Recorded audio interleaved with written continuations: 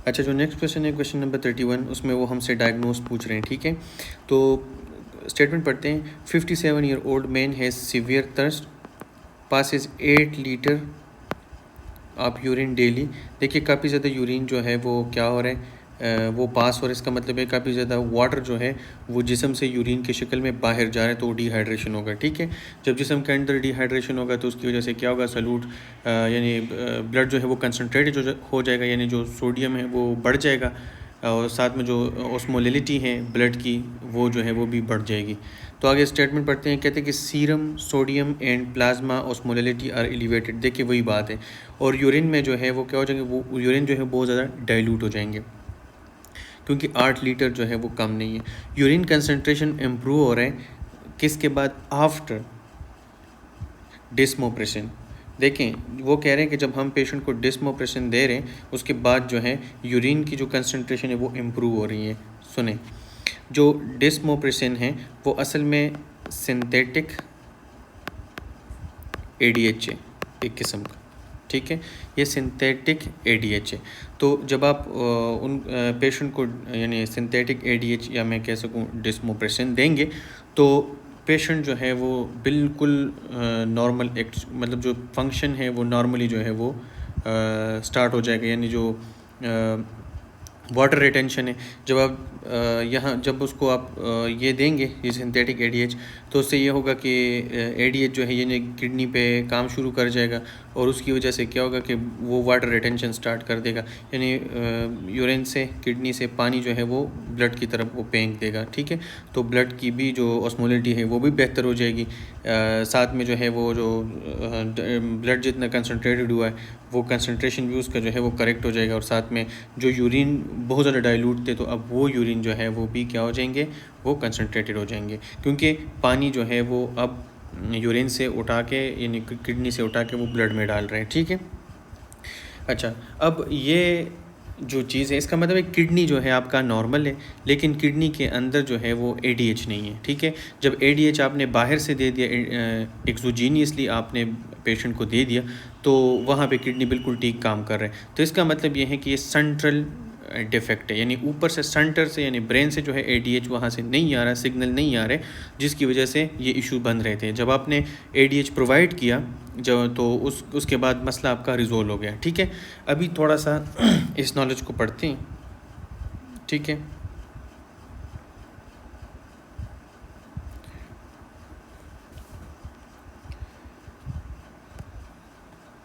अच्छा, देखिए अगर हम नॉर्मल बात करें तो नॉर्मल फिजियोलॉजी में क्या होता है कि जो हाइपोथैलेमस होता है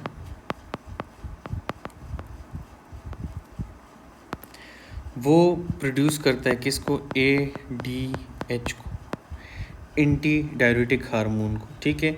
ये ADH जो है ये स्टोर होता है, किधर स्टोर होता है, ये आपका स्टोर होता है पोस्टीरियर पिट्यूटरी में,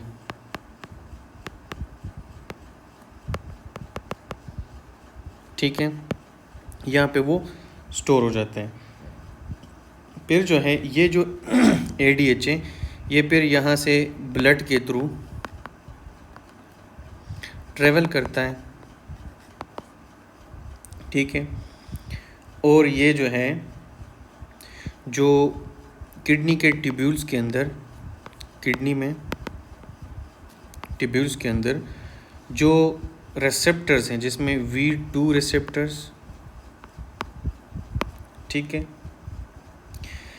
या जो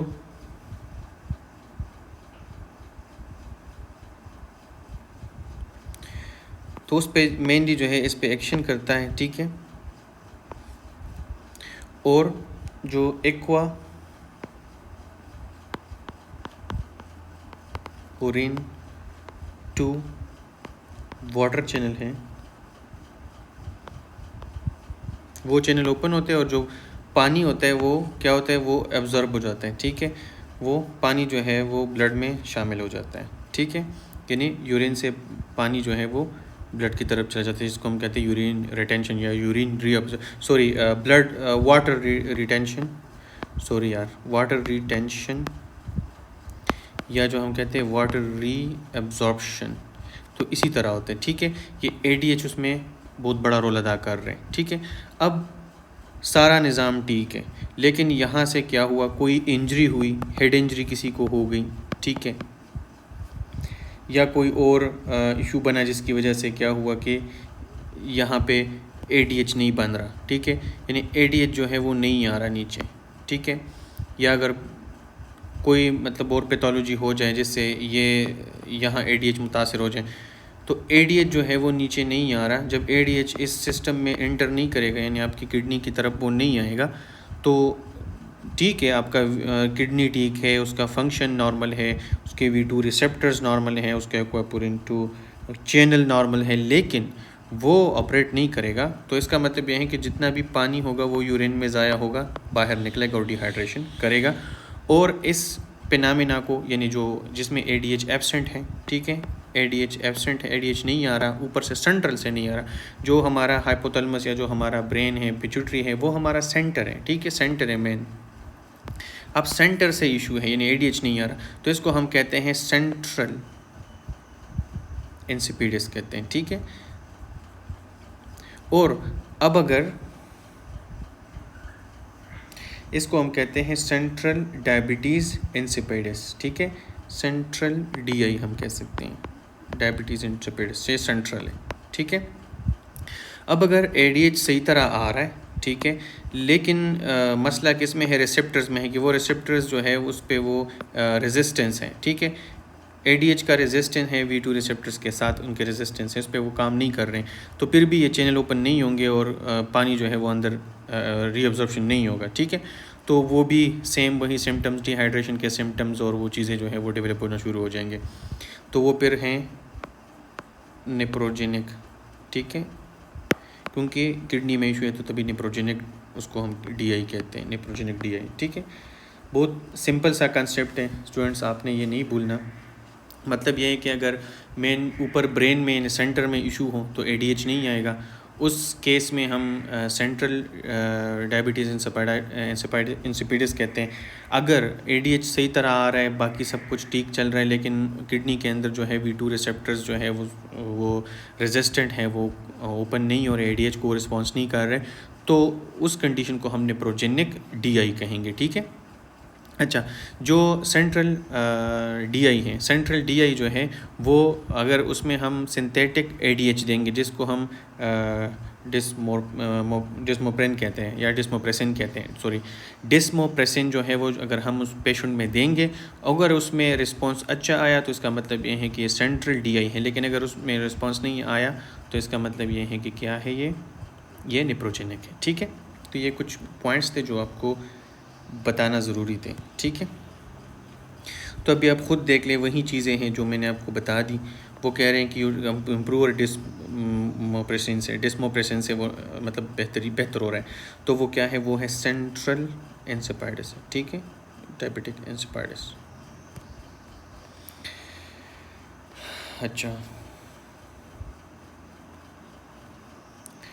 अभी नेक्स्ट क्वेश्चन पढ़ते हैं, ठीक है।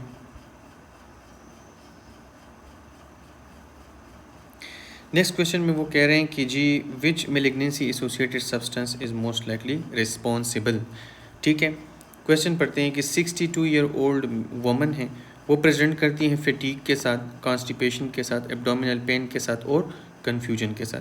सीरम कैल्शियम जब देखा जाता है तो सीरम कैल्शियम जो है वो एलिवेटेड है। फिर देखा जाता है PTH यानी पैराथायराइड हार्मोन, तो वो क्या है, वो डिक्रीज है, ठीक है। तो वो कह रहे हैं कि जी ये किस जो मेलिग्नेंसी एसोसिएटेड कौन सा सब्सटेंस है जो इसके लिए रिस्पॉन्सिबल है। तो देखें, एक चीज़ मैं आप लोगों को बताता चलूँ इससे पहले कि इस MCQs का ऑप्शन हम बताएं, तो इसको थोड़ा सा इस पर बात कर लेते हैं, ठीक है। अच्छा देखें, अगर कैल्शियम जो है वो हाई हो और PTH जो है वो लो हो, जैसे कि इस कंडीशन में है, ठीक है, इस कंडीशन को ले लें, जैसे इस कंडीशन में है, अगर कैल्शियम ज़्यादा है और PTH आपका कम है, तो इसका मतलब ये है कि the body is suppressing normal PTH because something else is acting like it, ठीक है। और वो इसका मतलब ये है कि अगर पीटीएच कम है और कैल्शियम ज़्यादा है तो इसका मतलब ये है कि आपके जिस्म के अंदर कहीं और कोई और सब्सटेंस जो है वो रिलीज़ हो रहा है और वो पीटीएच की तरह एक्शन कर रहा है, उसकी तरह काम कर रहा है, जिसकी वजह से उसने क्या किया है, उसने कैल्शियम को बढ़ा दिया है। ठीक है, याद रखें। नॉर्मली तो आपको पता है कि पीटीएच जब बढ़ेगा, जब पीटीएच बढ़ेगा तो उसके साथ जो है कैल्शियम बढ़ते हैं, नॉर्मली इस तरह का सिनारियो होते हैं। लेकिन इधर ये हुआ है कि पीटीएच जो है वो कम है लेकिन फिर भी कैल्शियम बढ़ गया है। तो इसका मतलब ये है कि ये जो कैल्शियम बढ़ गया है इसके पीछे कोई एक्टोपिक पीटीएच होगा, कहीं से कोई ये सब्सटेंस किसी न्यूप्लाज्म यानी किसी कैंसर से या कहीं ट्यूमर से या कहीं से ये रिलीज़ हो रहे हैं एक्टोपिक ये रिलीज़ हो रहे हैं और वो जो है ये कैल्शियम को बढ़ा रहे हैं। हालांकि जो हमारा एक्चुअल पीटीएच है पैराथायराइड हार्मोन से जो आता है वो नॉर्मल है। ठीक है, तो अब हमने वो किस मेलिग्नेंसी के साथ जो पैथोलॉजी है उसको हमने रूल आउट करना है। ठीक है, तो अभी हम अगर इस पे देखें तो जो ट्यूमर्स होते हैं, ठीक है, और ये जो सब्सटेंस सबर मैं आपको बता दूं, जो एक्टोपिक ये पीटीएच जो रिलीज़ होते हैं जो मोस्ट कॉमन है वो क्या है, वो है पीटीएच रिलेटेड पेप्टाइड होता है। ठीक है, जो सब्सटेंस पीटीएच रिलेटेड पेप्टाइड होता है जो कि आमतौर पे एक ट्यूमर से रिलीज़ होता है और इस तरह के सिम्टम्स आपको दे रहा हो, इस तरह के साइंस आपको दे रहे होते हैं लैब फाइंडिंग्स में। ठीक है, इसको हम इस तरह भी लिखते हैं पीटीएच रिलेटेड पेप्टाइड जो है। ठीक है, अच्छा, तो क्या होता है कि जो ट्यूमर्स होते हैं स्पेशली जो कि हमारे साथ बहुत ही वेल नोन ट्यूमर हैं जो बहुत ज़्यादा काम कर रहा है, स्क्वैमस सेल कार्सिनोमा। ठीक है, याद रखने जो स्क्वामस सेल कार्सिनोमा है ये क्या करता है कि ये सिक्रीट करता है पीटीएच रिलेटेड पेप्टाइड को, यानी पीटीएचआरपी को, यानी इस सब्सटेंस को ये रिलीज़ करता है और उसकी वजह से क्या होगा, बोन रिजॉर्प्शन होगा। बोन रिजॉर्प्शन के जब होगा तो कैल्शियम क्या होगा, इंक्रीज़ हो जाएगा, क्योंकि कैल्शियम की रीअब्जॉर्प्शन जो है वो किडनी में क्या हो जाएगी, इंक्रीज़ हो जाएगी। तो जब कैल्शियम की रीअब्जॉर्प्शन जो है वो किडनी के अंदर इंक्रीज़ होगा, इसका मतलब रीअब्जॉर्प्शन का मतलब है कि वो ब्लड में चला जाएगा। ठीक है, किडनी से वो ब्लड में जा रहा है, तो ब्लड में जो कैल्शियम का मिकदार है वो बढ़ रहा है, जी हाँ, ये आप देख सकते हैं। ठीक है, और जो पीटीएच है वो कम है। पीटीएच क्यों कम है, क्योंकि नेगेटिव रिस्पांस आएगा। ठीक है, जब ये बढ़ेगा तो ये डाउन हो जाएगा। या इवन इन डिजीज़ में कभी कभी ये होता है कि पीटीएच आपका नॉर्मल हो जाता है।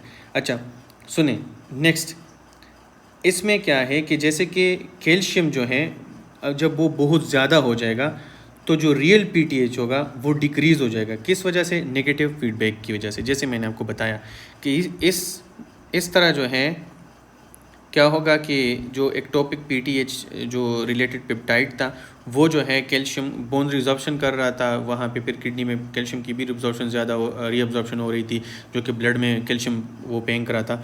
उसकी वजह से कैल्शियम बढ़ गया तो कैल्शियम जो है वो नेगेटिव फीडबैक देगा और पीटीएच को क्या कर देगा, डिक्रीज़ कर देगा, यानी कम कर देगा। पीटीएच को क्या कर देगा, कम कर देगा। तो ये सिनेरियो में आपको कह रहे हैं कि पीटीएच डिक्रीज है। ठीक है, तो आपको पता चल गया कि ये क्या है, ये वो कौन सा सब्सटेंस है। तो सब्सटेंस हमने बात की कि पीटीएच रिलेटेड पेप्टाइड है। ठीक है, आई होप आप सबको समझ आ गया होगा।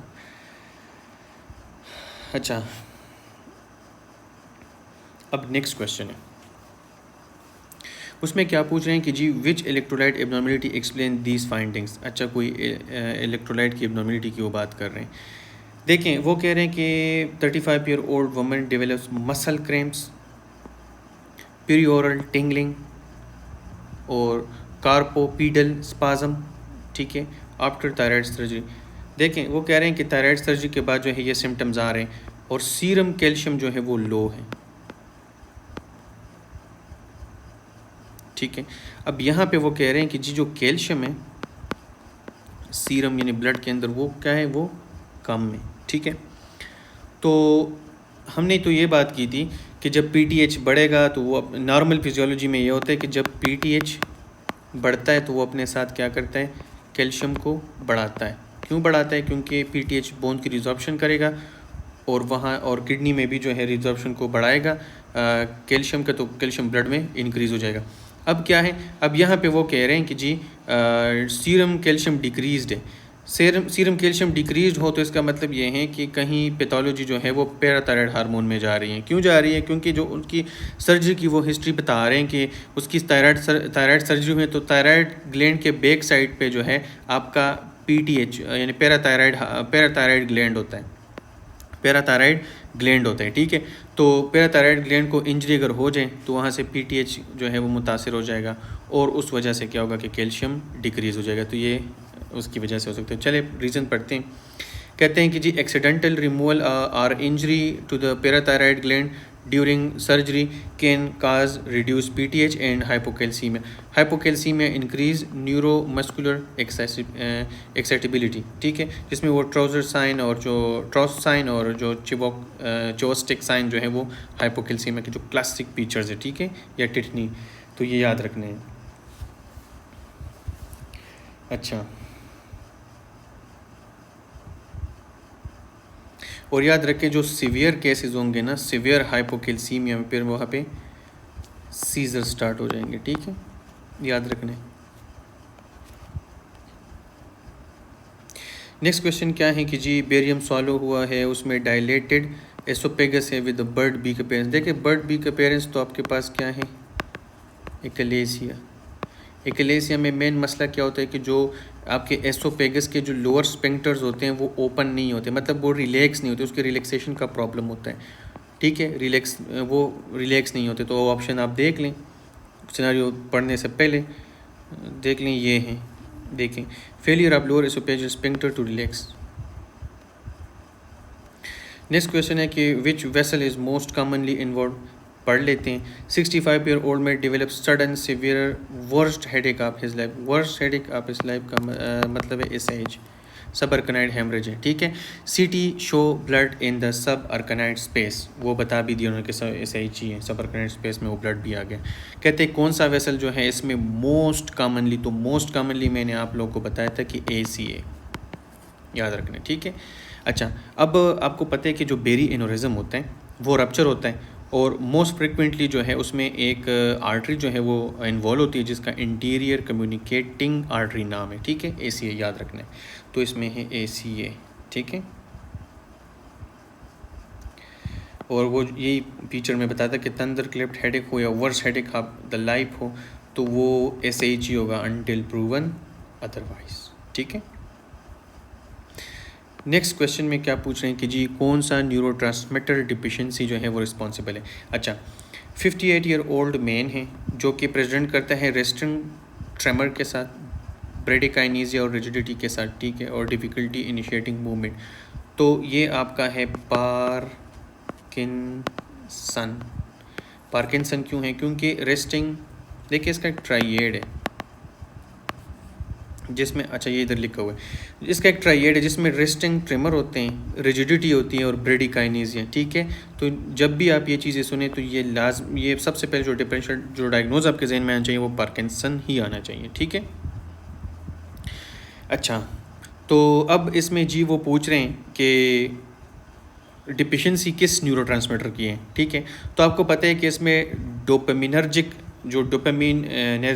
न्यूरॉन होते हैं जो कि सब्सटेंशिया नाइग्रा में होते हैं, ठीक है, वहाँ पे उनकी डीजनरेशन होती है। तो डोपामिनर्जिक न्यूरॉन की जब डीजनरेशन होगी तो वहाँ से डोपामिन का न्यूरोट्रांसमीटर ही वहाँ से उसकी डिफिशिएंसी ही आएगी, ठीक है।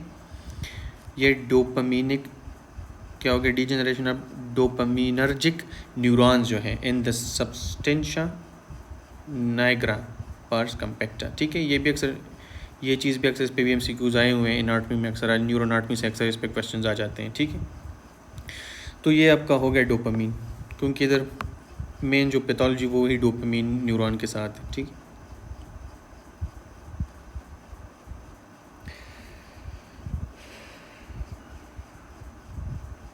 अच्छा, जो नेक्स्ट क्वेश्चन है आपका उसको पढ़ते हैं। वो आपसे डायग्नोज पूछ रहे हैं, ठीक है। क्वेश्चन में क्या है कि जी 40 year old woman present with proximal muscle weakness, heliotrope रेश अराउंड हर आइज, आंखों के इर्द गिर्द जो है पर्पल रेश, ठीक है।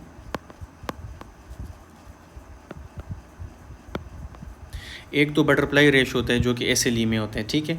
अब ये जो है वो जो हेलियोट्रोप रेश, ये भी एक डिजीज़ का जो है हॉल मार्क साइन है, ठीक है। पर्पल रेश होता है आंखों के इर्द गिर्द, अक्सर इडीमा भी हो जाते हैं। अच्छा, and Gottron papules over the knuckles. अच्छा, ये तो इन्होंने वो भी बता दिया कि जो नकल्स यानी जो उंगलियां हैं उनके जो नकल्स है उस पर भी उनको गैड्रन पेप्यूल्स में, वहाँ पे भी जो है वो पेप्यूल्स जो है वो दाने से निकले हुए हैं, ठीक है। वहाँ पे भी दाने निकले हुए हैं। कहते कौन सा डायग्नोज है? अब तो इसमें सोचने वाली बात ही नहीं है, ठीक है, क्योंकि ना तो ये रिमेटॉइड अर्थराइटिस है, ना तो ये एसएलई है, ठीक, क्योंकि मैंने आपको कहा उसमें मेलर रेश होते हैं जिसको हम बटरफ्लाई रेश कहते हैं, तो है ही नहीं। स्क्लेरोडर्मा भी नहीं है, ठीक है। तो एक ही चीज़ रह गई, वो क्या है? डर्मेटोमायोसाइटस, ठीक है। जो डर्मेटोमायोसाइटस है वो एक आइडियोपैथिक इन्फ्लेमेटरी मायोपैथिक डिजीज़ है, ठीक है। इसमें क्या होता है कि जो सिमेट्रिकल प्रॉक्सिमल मसल होते हैं उसकी वीकनेस हो जाती है, जिसमें कभी कभार सिनारियो में आपको आ सकता है कि difficulty climbing stairs, standing from chairs, combing hairs, this kind of scenario if it comes and if they mention the heliotrope rash around the eyes, Gordon papules, those kind of stuff if they mention, so your diagnosis should be dermatomyositis, ठीक है। तो ये आपको इधर उधर करेंगे लेकिन आप लोगों ने इधर उधर नहीं होना, ठीक है। तो ये इसके जो है बहुत क्लासिक फाइंडिंग्स हैं।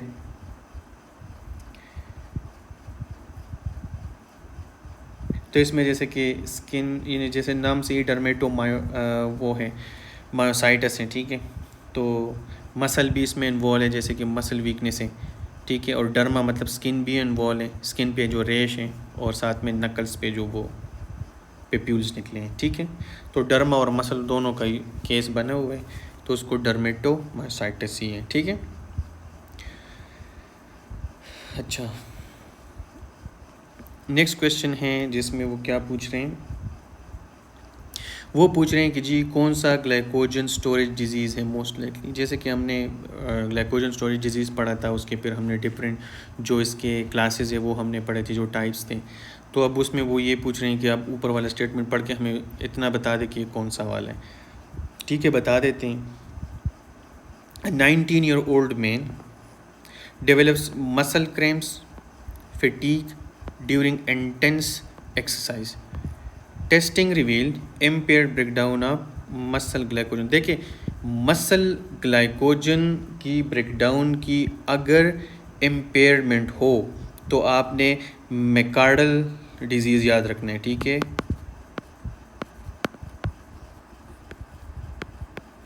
जो मैकार्डल डिजीज़ है ना, वो असल में जो मसल के अंदर ग्लाइकोजन है उसकी ब्रेकडाउन नहीं होती, तो उसकी वजह, देखिए मैं आपको ना थोड़ा सा सिंपल बताता हूँ। जो मैकार्डल डिजीज़ है वो असल में ग्लाइकोजन स्टोरेज डिजीज़ है टाइप 4, ठीक है। ये है ग्लाइकोजन स्टोरेज डिजीज़ टाइप 4, ठीक है। ये टाइप 4 जो है ग्लाइकोजन स्टोरेज डिजीज़ को हम मैकार्डल डिजीज़ भी कहते हैं। अच्छा, इसमें होता क्या है, जो मसल ग्लाइकोजन फास्फोराइलेज हैं, ठीक है, उसकी डिफिशिएंसी होती है।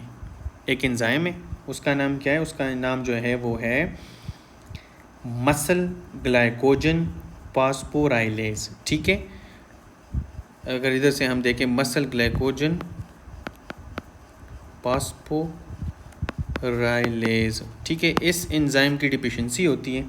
और इस एंजाइम की डिफिशिएंसी की वजह से होता क्या है कि जो ग्लाइकोजन है वो ब्रेक डाउन उसकी नहीं होती, उसकी कन्वर्जन नहीं होती, किस में? ग्लूकोज में। लेकिन अब मैं आपको यहाँ पे एक और स्पेसिफिक चीज़ बताऊँ, क्योंकि क्वेश्चंस अक्सर इस तरह, वो आजकल जो ट्रेंड चला हुआ है NRE2 में भी ATLS डाला था, तो हमने हर चीज़ को कवर करने, ठीक है। अच्छा, देखें, जो मसल में ग्लाइकोजन है वो उसकी ब्रेक डाउन नहीं होती। देखिए, मैंने आप लोग को ये बताया था कि जो ग्लाइकोजन है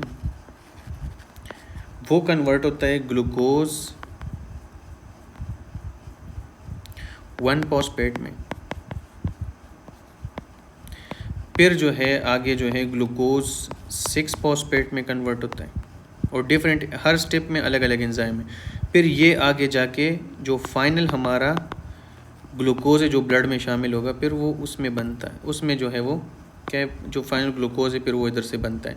अब इसमें क्या है कि जो फास्फोराइलेज एंजाइम है जो यहाँ पे काम करता है इन कन्वर्जन के बीच में, ठीक है।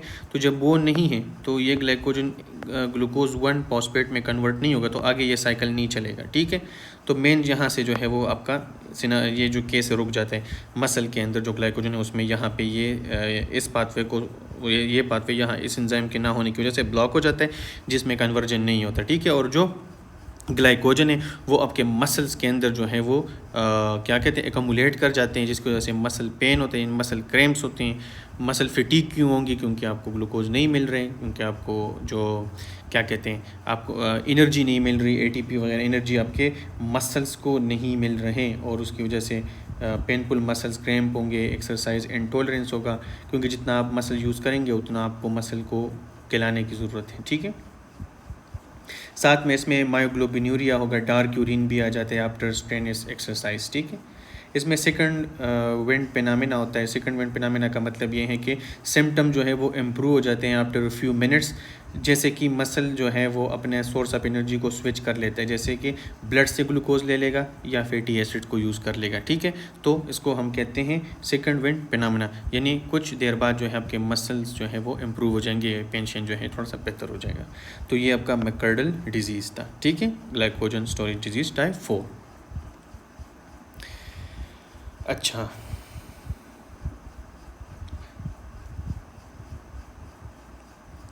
जो नेक्स्ट क्वेश्चन है उसको पढ़ते हैं। उसमें क्या पूछ रहे हैं? वो डायग्नोज पूछ रहे हैं। 45-year-old man present with recurrent kidney stones, bone pain, constipation, serum calcium and PTH are elevated. देखें यहाँ पे क्या है कि आपका जो पीटीएच है वो भी एलिवेटेड है, तो उसके साथ जो है कैल्शियम भी एलिवेटेड है, ठीक है। What is the most likely diagnose? देखें अब क्या है कि दोनों जो हैं वो ज़्यादा, यानी मतलब ये है कि जो पैराथायराइड ग्लैंड है, ठीक है, वो पीटीएच ज़्यादा रिलीज़ कर रहे हैं, उसकी वजह से ज़्यादा कैल्शियम बढ़ रहे हैं। तो ये इसको हम कहते हैं कि ये खुद उसकी यानी वो खुद उस ग्लैंड के अंदर ख़राबी है, ठीक है। उसको हम प्राइमरी हाइपरथायराइडिज्म कहेंगे, सॉरी प्राइमरी हाइपर पैराथायराइडिज्म कहेंगे, पीटीएच की बात है, ठीक है, ईजी है। वो प्राइमरी हाइपरथायराइडिज्म के बारे में आपको पता होगा, बोन्स कुछ हैं इस तरह के, बोन स्टोन ग्रोन्स है कि कुछ हैं इस तरह, ये तो वो आप याद रखिए। इसमें वो बता रहे हैं कि बार बार स्टोन्स हो रहे हैं, पेन बोन में दर्द हो रहे हैं, ठीक है। तो ये वो चीज़ें हैं और साथ में कॉन्स्टिपेशन है, याद रखना, ये प्राइमरी हाइपर पैराथायराइडिज्म है, ठीक है। नेक्स्ट क्वेश्चन में वो क्या कह रहे हैं कि what is the most likely diagnose, वो डायग्नोज पूछ रहे हैं। अच्छा, तो स्टेटमेंट पढ़ लेते हैं। 50-year-old man develops acute kidney injury, AKI हुआ है आफ्टर सीवियर डिहाइड्रेशन। देखिए ये मैं आपको बता चुका हूँ, सीवियर डिहाइड्रेशन हुआ है फ्रॉम वॉमिटिंग एंड डायरिया। यूरिनालिसिस में क्या हुआ है कि मडी ब्राउन कैस्ट आए। देखिए मडी ब्राउन कैस्ट आएंगे तो फिर तो आप लोगों ने दूसरी बात सोचना ही नहीं है, वो आपका है ATN, ठीक है। ATN एक्यूट ट्यूबुलर नेक्रोसिस है, ठीक है। देखें जो एक्यूट ट्यूबुलर नेक्रोसिस होता है वो मोस्ट कॉमन काज है इंट्रिंसिक एक्यूट किडनी इंजरी की, यानी AKI की, ठीक है। बहुत मोस्ट कॉमन काज है इसका। देखें जब इस्कीमिक इंजरी होती है, यानी अगर प्रोलॉन्ग्ड हाइपोटेंशन होता है यानी या जो सीवियर डिहाइड्रेशन होती है, या कोई पेशेंट जो है वो RTA में इन्वॉल्व हो जाता है, जैसे कि उसको हाइपोवॉल्यूमिक शॉक हो जाता है, तो इन चीज़ों में क्या होता है कि जब आपके ट्यूब्स के अंदर नेक्रोसिस होगा, यानी परफ्यूजन नहीं होगा और वहाँ पे नेक्रोसिस होगा, तो उसको हम कहते हैं एक्यूट ट्यूबुलर नेक्रोसिस, ठीक है। अच्छा, साथ में कुछ ड्रग्स हैं जिसमें जो अमीनोग्लाइकोसाइड्स हैं, ठीक है, और या सिस्प्लेटिन जो हैं वो ये दो ड्रग्स हैं, अमाइनो ग्लाइकोसाइड्स और सिस्प्लेटिन, ये भी जो है ये एडीएन करवाते हैं। ठीक है, याद रखने अगर आपको ये कहें कि इस तरह का ड्रग हिस्ट्री है ये अमाइनो ग्लाइकोसाइड्स का और या सिस्प्लेटिन का, और आपको फिर कहें कि जी ब्राउन जो मडी ब्राउन ग्रेनुलर कास्ट आ रहे हैं, तो आपने जो है किसको चूज़ करने, acute tubular necrosis option B को आपने फिर चूज़ करने। ठीक है,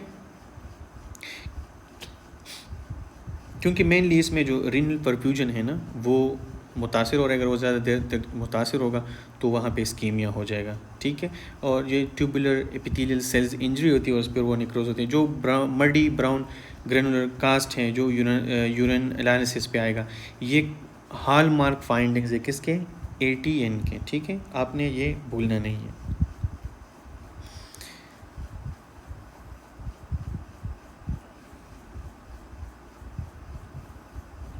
जो इसके बरक्स दूसरा है ऊपर वाला जो AIN ने, इसमें भी अक्सर क्वेश्चंस आते हैं, तो AIN में क्या होता है कि ये ज़्यादातर जो है ये ड्रग्स की वजह से होते हैं, जिसमें पेनिसिलिन, NSAID, PPI या कोई इन्फेक्शन या ऑटोइम्यून डिजीज। और इसमें जो फीचर्स है वो होगा कि फ़ीवर होगा, रेश होगा, इसिनोपीलिया होगा। ठीक है, इन इसिनोपिल्स जो है ये WBC कास्ट जो है, इसिनोपिल्स जो है वो ब्लड में आएंगे और जो WBC कास्ट हैं वो यूरिन में आएंगे। ठीक है, तो देखें यहाँ पे आपने कहा कि ATN में क्या था, मडी ब्राउन ग्रेनुलो कास्ट है, और जो AIN है, AIN में क्या है, इसमें WBC कास्ट है। और ये ज़्यादातर जो हिस्ट्री होगी कि उसने मेडिसिन ली है जिससे पेनिसिलिन, एनएसएड या इस तरह वो बताएंगे, और फिर उसको क्या हुआ है कि जॉइंट में पेन शुरू हुआ है, रेश निकला है, फीवर हुआ है, ये चीज़ें जो है जब आएंगी तो, और आपको कहेंगे कि यूरिन में WBC कास्ट है तो आपने AIN फिर चूज़ करने, लेकिन अभी इधर जो है अलग सिनारियो है तो उसमें ATN चूज़ करेंगे। ठीक है,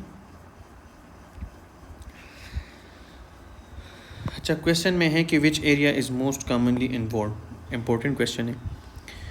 60 ईयर ओल्ड मैन है, यानी ओल्ड एज में है, यूरिनरी हेजिटेंसी के साथ है, वीक स्ट्रीम है और नक्चूरिया है। ठीक है, डिजिटल एग्जामिनेशन हुआ है DRE, उसमें जो है हार्ड और इरेगुलर प्रोस्टेट नोड्यूल है। देखिए मैंने आप लोग को बताया था कि अगर हार्ड और इरेगुलर हो, ठीक है, तो ये कैंसर है प्रोस्टेट का।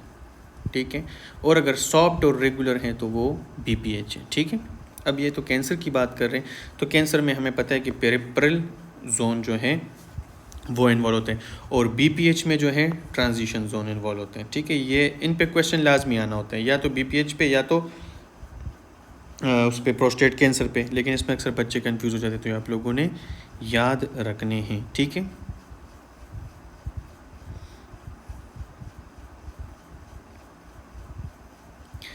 अच्छा नेक्स्ट क्वेश्चन है,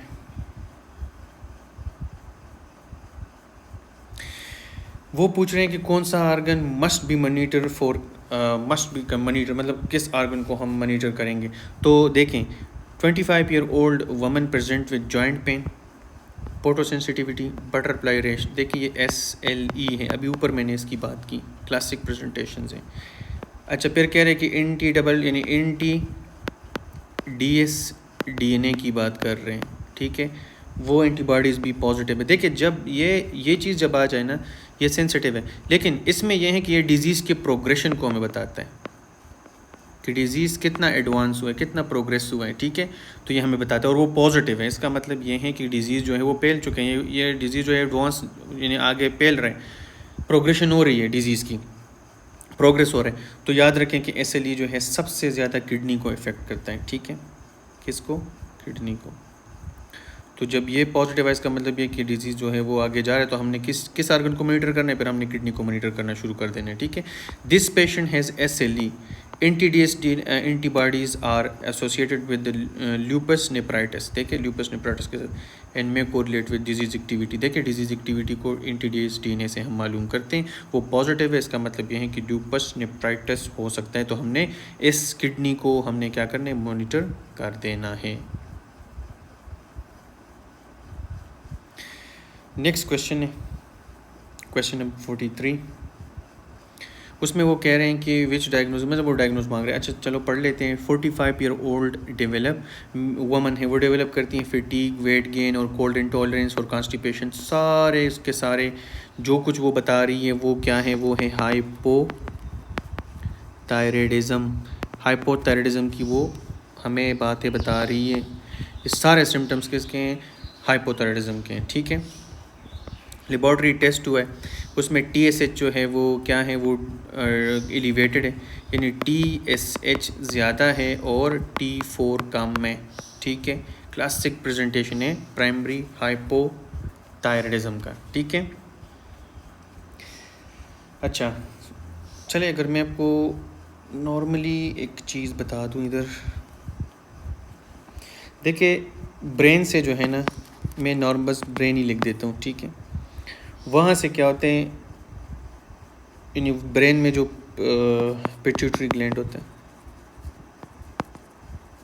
पिट्यूटरी ग्लैंड से क्या आता है, TSH आता है, ठीक है। TSH आता है, वो आपके थायराइड ग्लैंड पे क्या करते हैं, काम करते हैं। और फिर यहाँ से T3 और T4 जो है वो रिलीज़ होते हैं, ठीक है। जब ये बढ़ेंगे तो जब इनका लेवल जो है वो बढ़ेगा, नेगेटिव फीडबैक होगा और वो TSH को क्या कर देगा, नेगेटिव फीडबैक दे के TSH को रोक देगा, ठीक है।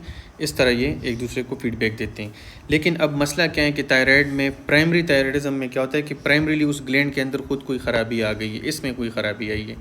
तो थायराइड जब ये TSH आ रहा है, इस पर काम कर रहे हैं, तो यहाँ पे क्या है कि T4 जो है वो इनफ प्रोड्यूस नहीं हो रहा है, यानी T3 T4 जो है वो इनफ जो है वो T4 रिलीज़ नहीं हो रहा इधर, ठीक है। वो उसके क्योंकि ग्लैंड में डैमेज है या कोई ख़राबी है, तो ये जो T4 है ये इसका प्रोडक्शन मुतासर है।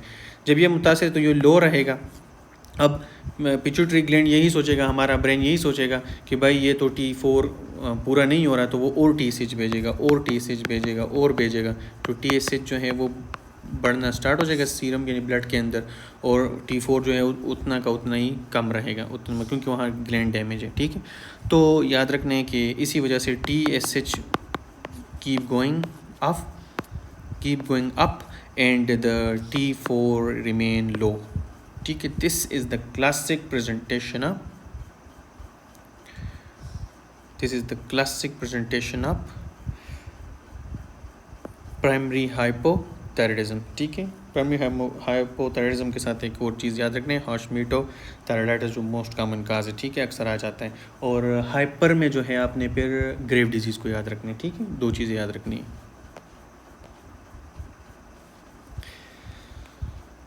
अच्छा नेक्स्ट क्वेश्चन है बायोकेमिस्ट्री से, वो which metabolic disorder is most, metabolic disorder पूछ रहे हैं। अच्छा चलो पढ़ लेते हैं।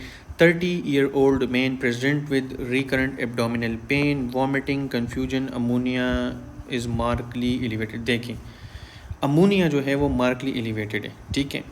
और there is no evidence of liver disease. देखें अगर लिवर डिजीज़ की कोई एविडेंस नहीं है और अमोनिया आपका एलिवेटेड है, तो इसका मतलब ये है कि ये यूरिया साइकिल डिसऑर्डर है, ठीक है। यूरिया साइकिल डिसऑर्डर जो है, अगर मैं आपको नॉर्मली थोड़ा सा इसके बारे में बताऊं, ठीक है। जो यूरिया साइकिल है, ठीक है, यूरिया साइकिल जो है ये मेनली जो है लीवर में होता है, ठीक है।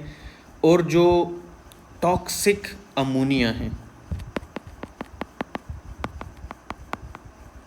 जो टॉक्सिक अमोनिया है, तो उसकी कन्वर्जन होती है। उसकी कन्वर्जन किधर होती है, उसकी कन्वर्जन जो है लीवर के अंदर वो करती है, जिसमें ये यूरिया में कन्वर्ट होता है।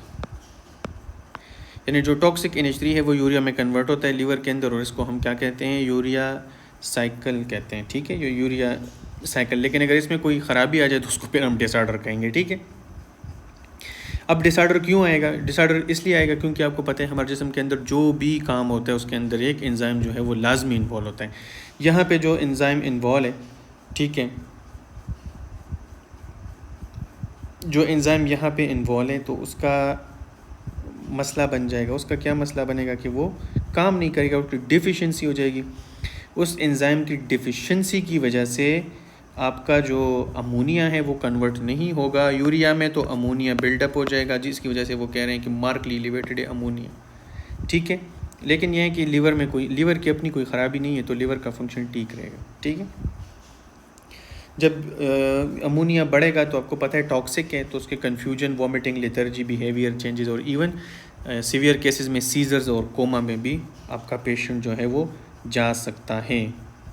तो ये चीज़ें स्टूडेंट्स आप लोगों ने लाजमी याद रखना है कि अगर हाई अमोनिया हो और नॉर्मल लीवर फंक्शन हो तो आपने सबसे पहले यूरिया साइकिल डिसऑर्डर को पिक करना है। ठीक है,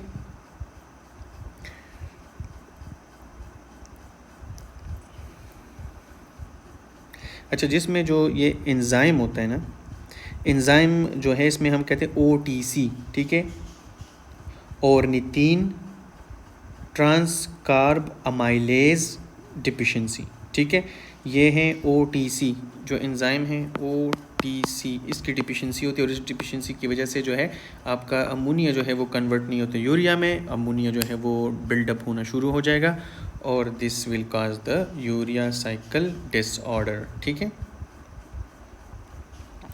अच्छा, क्वेश्चन में पूछ रहे हैं कि जी कौन सा मेडिसिन हमने लॉन्ग टर्म के लिए दें। देखें, मैं आप लोगों को क्यों कहता हूँ कि सबसे पहले आप लास्ट स्टेटमेंट पढ़ें, क्योंकि आप जब न्यू MCQs पे आते हैं तो न्यू एनर्जी के साथ आते हैं, तो आपने जो है सबसे ज़्यादा जो एनर्जी लगानी वो लास्ट स्टेटमेंट पे इसलिए लगाएं क्योंकि आपको पता चले कि वो मांग क्या रहे हैं। जब आप ऊपर स्टेटमेंट पढ़ पढ़ के थक जाएँ, नीचे आ जाएंगे, तो आप शायद गलत ऑप्शन लगा दें, क्योंकि इसमें एक ही चीज़ चेंज हो जाती है। ठीक है, क्वेश्चन अक्सर जो ऑप्शन होते हैं वो सारे बिल्कुल सेम नज़र आते हैं, लेकिन उसमें अगर आप स्टेटमेंट को अच्छी तरह देखें, लास्ट स्टेटमेंट जो हमसे वो कुछ मांग रहे हैं, फिर बंदा उसमें डिफरेंशिएट। अब जहाँ पे लॉन्ग टर्म प्रिवेंशन की बात हुई है, ठीक है, एक्यूट फ्लेयर्स की भी बात हो सकती थी, एक्यूट गाउट की भी बात हो सकती थी, एक्यूट चीज़ों की बात हो, लेकिन यहाँ पे उन्होंने लॉन्ग टर्म की बात की, प्रिवेंशन की। ठीक है,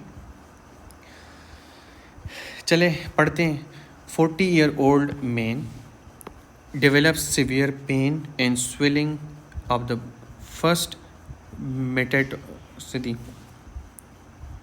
अच्छा, जो मेटाटार्सो पेलिंजियल जॉइंट है, ठीक है, जो फर्स्ट जो टार्सो पेलिंजियल जॉइंट है उसमें जो है उसको क्या हुआ है, उसको वहाँ पे स्वेलिंग हुई है, उसको सीवियर पेन भी हुआ है। ठीक है, कब हुआ है? जब उसने हाई प्यूरिन मील यानी खाना खाया है, हाई प्यूरिन वाला। ठीक है, जॉइंट फ्लूइड शो नेगेटिवली, जो जॉइंट फ्लूइड है उसमें बारप्रिंगेंट जो नीडल शेप्ड क्रिस्टल आए हैं वो नेगेटिव है। ठीक है, ये क्लासिक प्रेजेंटेशन है आपके गाउट का। ठीक है, फिर वो कह रहे हैं कि कौन सा मेडिसिन लॉन्ग टर्म के लिए यूज़ करना है। ठीक है, जो लॉन्ग टर्म प्रिवेंशन के लिए यूज़ होते हैं वो एलोप्रिनोल है। ठीक है, और अगर शॉर्ट टर्म की हम बात करें तो शॉर्ट टर्म में हम कोलिसीन है या कोलिकीन है वो देते हैं, साथ में NSAID देते हैं। ठीक है, NSAIDs और कोलिकीन देते हैं। ठीक है, या कोलिकिसिन कहते हैं जो कहते हैं उसको, और साथ में जो है कभी कभार हम इसमें स्टीरॉयड्स देते हैं जिसमें प्रेडनिसोलोन जो है सरिपेरस हैं। लेकिन अभी लॉन्ग टर्म के लिए तो लॉन्ग टर्म में हम क्या देंगे, एलोप्रिनोल देंगे। ठीक है, नेक्स्ट क्वेश्चन में क्या पूछ रहे हैं जी कि which hormone deficiency explain her condition. अच्छा, 52-year-old woman has excessive thirst, frequent urination, serum sodium जो है यानी ब्लड के अंदर सोडियम बढ़ गया है 152, क्योंकि नॉर्मल 135 होता है। ठीक है, अब ये 152 है। प्लाज्मा ऑस्मोलिटी भी ज़्यादा है, यूरिन ऑस्मोलिटी लो है। ठीक है, वही बातें हैं जो हम अब पीछे कर चुके हैं। अब वो कह रही हैं कि उसको हिस्ट्री हेड ट्रोमा की। देखिए, मैंने ऊपर ये बात की पिछले MCQs में कि हेड ट्रोमा भी अगर हो जाए ना तो वो भी, और फिर ये सिम्टम्स आने शुरू हो जाए जो ऊपर वो कह रहे हैं, तो वो सेंट्रल DI है। ठीक है, आप देख लें, सेंट्रल DI होगा। ठीक है, लेकिन सेंट्रल DI में क्या होता है कि फिर ADH नहीं आता, ADH का इशू हो जाता है ऊपर से, तो इसमें आप उठा लें ADH को। ठीक है, head trauma can damage the hypothalamus or posterior pituitary, causing decreased ADH secretion and central diabetes insipidus हो जाएगा। ठीक है, next question, which finding is most consistent with the left middle cerebral artery stroke. देखिए left side पे stroke अगर हुआ है, left side की जो आर्टरी सेरेब्रल उसकी स्ट्रोक है, हम नॉर्मली कहते हैं, देखिए अगर मैं आपको ना नॉर्मली बता दूं इस एक फ़िक्रे पे, हम नॉर्मली कहते हैं कि जी जो हमारे हम जब ऐसा एफएससी मैट्रिक में भी होते तो हम ये कहते थे, हमें टीचर्स भी ये कहते थे, ये एक नॉर्मल सी बात थी कि जो वैसे ठीक कह रहे थे वो, कि जो हमारे दिमाग के दो हिस्से हैं वो एक लेफ़्ट है एक राइट है। हम कहते हैं कि जो राइट साइड का हिस्सा है वो लेफ़्ट साइड का जो भी मोशन जो कुछ काम है वो इसको कंट्रोल करता है, और लेफ़्ट वाला जो है वो राइट वाले को राइट साइड को कंट्रोल करता है। ठीक है, तो आ जाएं, आज उसी नॉलेज को यूज़ कर लेते हैं, लेकिन पहले स्टेटमेंट पढ़ते हैं, फिर आप लोग कहेंगे कि ये कहाँ से आ गया। 52-year-old man with diabetes present with sudden neurological deficit, MRI show lesion affecting the left cerebral hemisphere, left cerebral hemisphere को इन्वॉल्व किए। ठीक है, तो अगर हम अपनी नॉर्मल सी इस फिनोमेना को भी समझे कि लेफ्ट वाला राइट को करेगा, तो हम इसमें राइट वाला ऑप्शन एक ही है। ठीक है, right side weakness with APG, यहाँ पे इफेक्ट आ जाएगी। ठीक है, जो लेफ्ट एमसीए है वो सप्लाई करता है डोमिनेंट लैंग्वेज एरिया को एंड लेटरल मोटर कॉर्टेक्स को। इन्फेक्शन जब होगा तो वहाँ से contralateral face and upper limb weakness आएगा विद एपेसिया। ठीक है,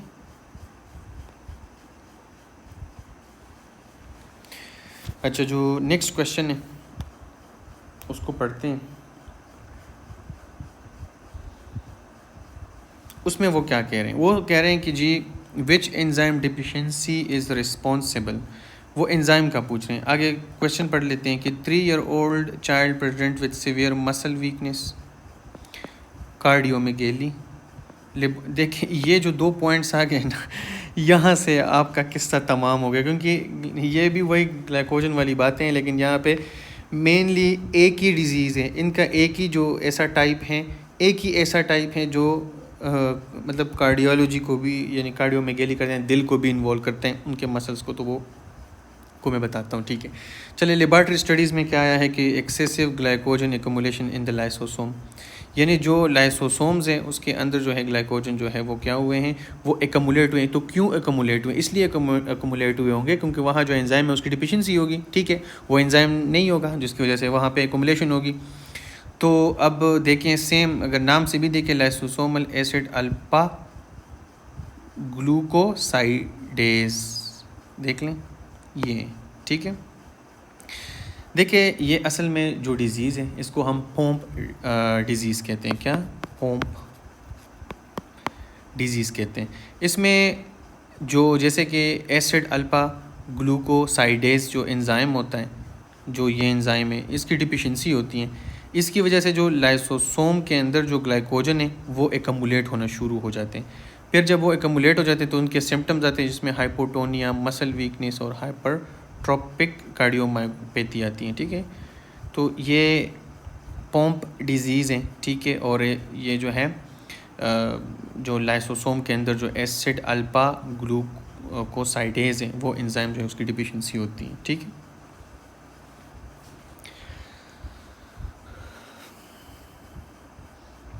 अच्छा नेक्स्ट क्वेश्चन में कह रहे हैं कि which extra articular manifestation is associated with this condition. ठीक है, वो कह रहे हैं कि जी ये जो कंडीशन है ऊपर जो हम आपको अभी अर्ज़ करेंगे, तो उसमें आप लोग बताएं कि कौन सा जो है वो इसके साथ एसोसिएट करता है। चलो पढ़ते हैं। 28-year-old man has a chronic inflammatory lower back pain. देखिए क्रोनिक इन्फ्लेमेटरी बैक पेन है, मॉर्निंग स्टिफनेस है, और ये देखिए ये गोल्डन चीज़ आ गई,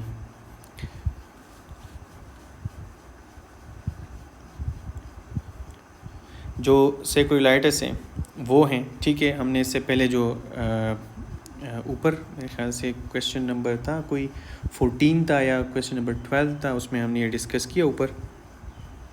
चले खैर, ये था एनकोलोजिंग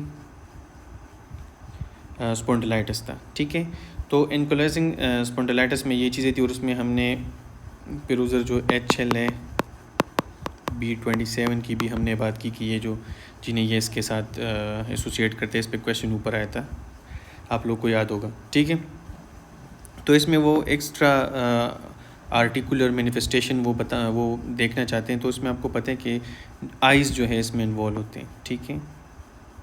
वो इधर उन्हें बता भी दी चले। एंड रिकरेंट एपिसोड आप पेनफुल रेड आइज़ है, ठीक है, तो वो तो यूवीआइटिस ही है और कुछ नहीं है, ठीक है। आ जाए,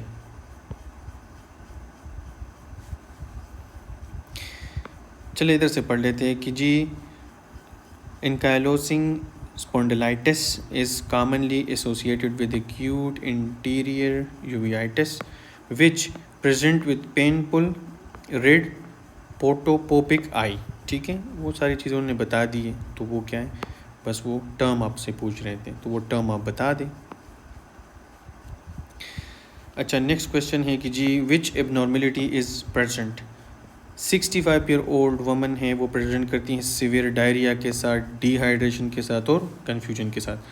पोटाशियम देखा गया वो 2.4 है, ठीक है। 5.5 तक जो है ये नॉर्मल होते हैं, ठीक है, ये नॉर्मल है। अब ये 2.4 है जो कि बहुत ही कम है, ठीक है। ईसीजी में आया है जी कि प्लेटेंट टी वेव्स हैं, ठीक है, और प्रोमिनेंट यू वेव्स हैं। देखिए ये क्लासिक प्रेजेंटेशन है किसका, हाइपोकेलीमिया का। और वो ऑलरेडी आपको, अगर आप ईसीजी के फाइंडिंग्स आप ना भी पढ़ें तो आपको यहाँ से पता चल रहा है लेबॉर्ट्री से कि ये हाइपोकेलीमिया, ठीक है। और लेकिन अगर आप सिर्फ ईसीजी के फाइंडिंग्स भी पढ़ें तो वो भी आपको बता सकते हैं कि क्या है, हाइपोकेलीमिया है। तो किधर है हाइपोकेलीमिया, ये रहा आपका हाइपोकेलीमिया, ठीक है। तो स्टूडेंट्स ये रहा आपका जो क्वेश्चन नंबर 50 था। आई थिंक मोस्टली जो टॉपिक्स थे इसके अंदर कंक्लूड कर दिए हमने। आप लोग ये लेक्चर जो है आप लोग देख लें। फिर भी आपको कहीं पे भी कंसेप्ट का कोई इशू हो, किसी एमसीक्यूज़ का समझ नहीं आ रहा आपको, आप हमें व्हाट्सएप पे कांटेक्ट कर सकते हैं, ठीक है। और इसके अलावा और कुछ मैंने जो आपको बताना था, हाँ मैंने आप लोगों को ये बताना था कि कल मैंने आप लोगों को एक न्यू मेथड बताया था। हमने जो मेड एक्सपर्ट का जो एक शीट, हमने आंसर शीट आप लोगों के साथ शेयर किया था। आई थिंक आप लोगों ने उस पर प्रैक्टिस की होगी। वो बहुत ही मतलब एक अच्छा तरीका है कि आप बस यहाँ पे ही तो आप लोगों ने एक क्लिक करना है, जैसे पेपर पे आप लोगों ने एक निशान छोटा सा लगा दिया और फिर इधर बबल जो आपने फिल कर दिया, ठीक है। तो इस तरह आप जो है वो आप लोगों ने कल शीट फिल की होगी तो आप लोग को थोड़ा सा अंदाज़ा हुआ होगा कि टाइम मैनेजमेंट और ये फिलिंग और ये सारी चीज़ें जो है कितना इम्पोर्टेंट है और किस तरह करना है। जितना आप जो है करेंगे प्रैक्टिस, उतना आप लोग के लिए आसानी होगी। तो आप लोग जो है प्रैक्टिस करें। जो भी आपका मॉक एग्ज़ाम होगा अगला, इंशाल्लाह आप लोग बस ये 10-15 प्रिंट्स निकाल दें और उस पर जो है आप अपना प्रैक्टिस करें। इजाज़त चाहते हैं, अल्लाह।